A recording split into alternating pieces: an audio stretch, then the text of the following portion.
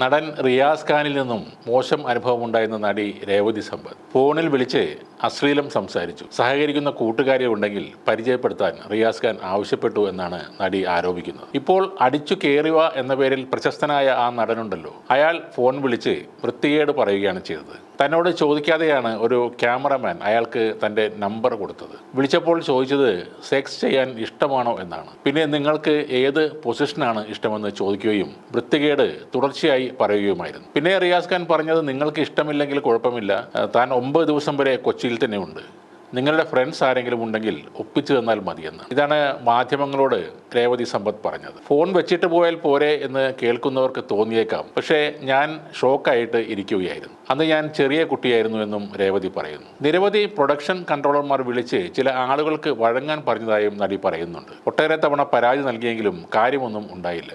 ഒപ്പമുണ്ടെന്ന് സർക്കാർ പറയുന്നതല്ലാതെ അതുകൊണ്ട് ഒരു ഗുണവുമില്ല. ഇവിടുത്തെ പോലീസുകാർ ഇത്തരം കാര്യങ്ങളിൽ സീറോ ആണെന്നും നടി പറയുന്നു. മമ്മൂട്ടിയുടെ ടർബോ ജോസ് ഹിറ്റായപ്പോഴാണ് റിയാസ് ഖാൻ്റെ പഴയ ദുബായ് ജോസ് എന്ന കഥാപാത്രത്തിൻ്റെ സീനുകളും വൈറലായി മാറിയത്. കള്ളുഷാപ്പിൽ വെച്ച് അടിച്ച് കയറുക എന്ന് പറയുന്ന ദുബായ് ജോസിൻ്റെ വീഡിയോ ഈയിടെ ഏറെ വൈറലായി മാറിയിരുന്നു. അതുകൊണ്ട് തന്നെയാണ് ആ കാര്യവും രേവതി സമ്പത്ത് ഇപ്പോൾ പരാമർശിച്ചത്. ഇതോടൊപ്പം 2021 ജൂൺ 15 ഫേസ്ബുക്കിലിട്ട ഒരു പോസ്റ്റും ഇപ്പോൾ വൈറലാവുന്നുണ്ട്. എൻ്റെ ജീവിതത്തിൽ എന്നെ ഇതുവരെ സെക്ഷലി, മെൻ്റലി, വെർബലി, ഇമോഷണലി പീഡിപ്പിച്ച അബ്യൂസേഴ്സിൻ്റെ അഥവാ ക്രിമിനലുകളുടെ പേരുകൾ ഞാൻ ഇവിടെ മെൻഷൻ ചെയ്യുന്നു എന്നാണ് അതിൽ പറയുന്നത്. രാജേഷ് ടച്ച് റിവർ, അദ്ദേഹം സംവിധായകനാണ്.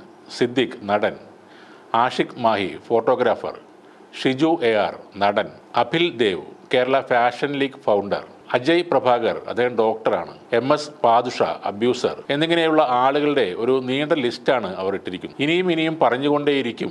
ഇങ്ങനെയാണ് ആ പോസ്റ്റ് തുടങ്ങുന്നത്. എന്നാൽ ഇവർ ഏത് തരത്തിലുള്ള പീഡനമാണ് നടത്തിയതെന്ന് രേവതി സമ്പത്ത് ആ പോസ്റ്റിൽ വ്യക്തമായി പറഞ്ഞിട്ടില്ല. ഏതാണ്ട് 10-ൽ കൂടുതൽ ആളുകളുടെ പേര് ആ ലിസ്റ്റിലുണ്ട്.